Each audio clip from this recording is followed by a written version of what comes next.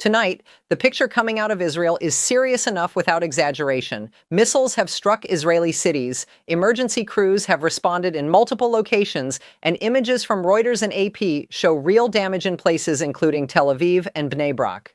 But the biggest mistake in moments like this is to let the drama outrun the facts. The claim that Israel's air defenses are gone is not supported by the reporting that is available right now. What the evidence does show is something more complicated and, in its own way, just as alarming.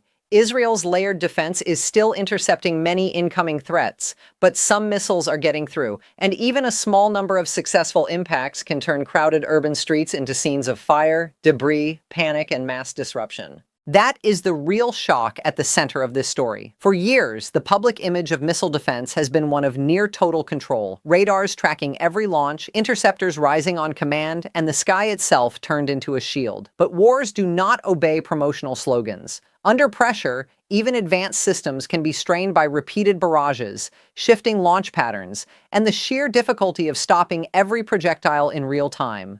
Reuters has described Iranian strikes as piercing Israel's missile shield, not erasing it, and AP footage from recent nights has shown Iron Dome interceptions over both Jerusalem and Tel Aviv, even as some missiles still impacted the ground. That distinction matters because if people are told the shield is flawless, every strike looks like collapse. If people understand that missile defense reduces damage rather than eliminating danger, then tonight's events become clearer. This is not proof that nothing works, but proof that even strong defenses have limits when a war widens and barrages continue. And that is where the fear really begins. Because when missiles start landing in and around major population centers, the question changes. It is no longer only about what was intercepted. It becomes about what got through, where it landed, how often this can continue, and whether the political and military leaders behind this confrontation have a realistic path to stop the escalation before more civilians pay the price.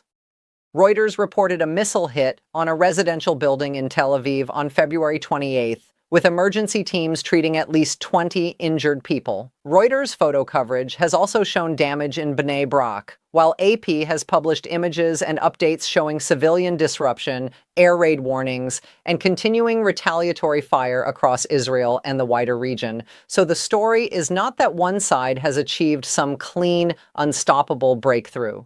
The story is that a regional war is widening. Defenses are under visible stress, and ordinary people are now living under repeated alerts, impacts, and uncertainty. What makes this moment especially dangerous is the scale of the conflict now surrounding Israel and Iran. Reuters reports that Israeli and U.S. forces have been striking targets across Iran, while Iran has responded with missiles and drones aimed not only at Israel, but at locations across the Gulf.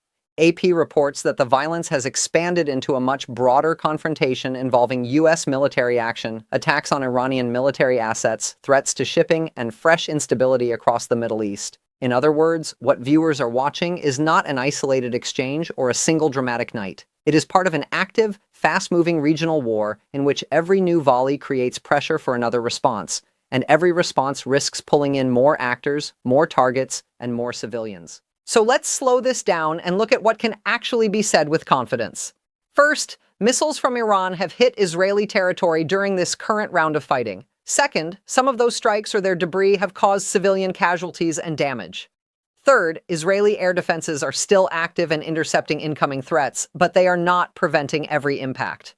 Fourth, the conflict is no longer confined to a narrow battlefield and is affecting multiple countries and strategic zones, including Gulf states and sea lanes. These are the facts that matter, and they are more than enough to justify concern without declaring that every defense system has vanished or that one side now controls the skies completely. Still, the pressure on Israel's defenses is real, and that deserves serious attention. Missile defense has always been a contest of cost, timing, inventory, and geometry. Attackers do not need to make every missile count. They only need enough launches, enough complexity, or enough persistence to create openings. Defenders, by contrast, must keep tracking, firing, and deciding correctly again and again, often in seconds, often under immense uncertainty. Reuters' recent photo reporting and AP's coverage both point toward a situation in which incoming attacks are continuing over multiple days, which naturally raises questions about strain on interception capacity, alert systems, and civilian endurance. But strain is not the same thing as total failure. That is the line too many dramatic scripts erase, and once that line disappears, analysis turns into theater. The other major point being missed is that these strikes are political as much as military. Tel Aviv is not just another city. It is central to Israel's economy, media attention, diplomacy, and international visibility. Bnei Brak, densely populated and immediately adjacent to the Tel Aviv area, adds another layer of human vulnerability when strikes land nearby or within the broader urban zone. When impacts happen in or around such places, the message is designed to travel far beyond the blast radius. It reaches households, markets, embassies, newsrooms, and military planners all at once. That does not mean every strike is evidence of strategic brilliance or imminent victory. It means symbolism is part of the targeting logic in modern war, and densely populated urban areas transform every successful hit into a psychological event as well as a physical one. Reuters images from Tel Aviv and Bnei Brak illustrate exactly why such strikes resonate so powerfully across the region and beyond. For Washington, this is where the stakes become larger than the nightly exchange of fire.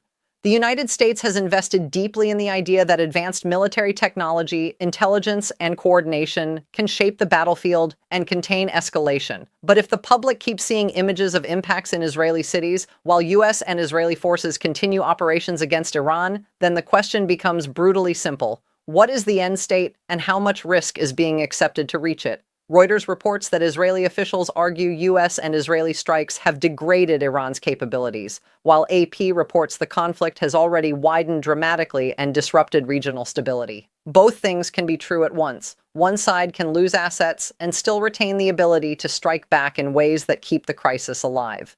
That is the trap in wars like this. Tactical success does not always produce strategic control. And that is why tonight feels so volatile. Not because one system disappeared, but because the central promise of managed escalation is breaking down under the weight of reality. Managed escalation assumes each side can hit, signal, deter, and stop short of a wider disaster. But once multiple countries are involved, once missiles and drones are crossing borders repeatedly, once civilians are dying and oil and shipping are affected, the space for control narrows fast. AP reports that shipping through the Strait of Hormuz has been severely disrupted, while Reuters says global markets have already been rattled by the spread of the conflict. Those are not side effects. Those are signs that the war's consequences are escaping the battlefield and moving into the wider international system. The next phase now depends on choices that will likely be made under pressure, anger, and imperfect information. One possibility is a new round of heavier strikes intended to restore deterrence by force. Another is a push through intermediaries to slow the spiral before another exchange produces even worse civilian losses. Reuters points to officials and regional players watching for exactly that kind of diplomatic opening, even as public rhetoric remains hard. But diplomacy in moments like this is never clean. Leaders who have promised strength rarely want to appear to step back immediately after taking visible hits. That is why dangerous conflicts often continue, not because anyone truly wants the next phase, but because nobody wants to look like the first side to blink. So here is the clearest way to understand tonight. Israeli cities have been hit. The damage is real. The fear is real. The regional war is expanding. But the available reporting does not support the claim that the Iron Dome is simply gone.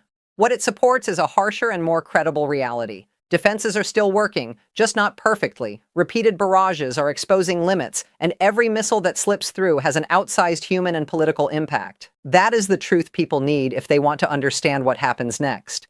Not slogans, not fantasies of invulnerability, and not dramatic declarations that outrun the evidence. The facts are already alarming enough. Missiles are landing, civilians are under threat, and the margin for error in this war is shrinking by the hour.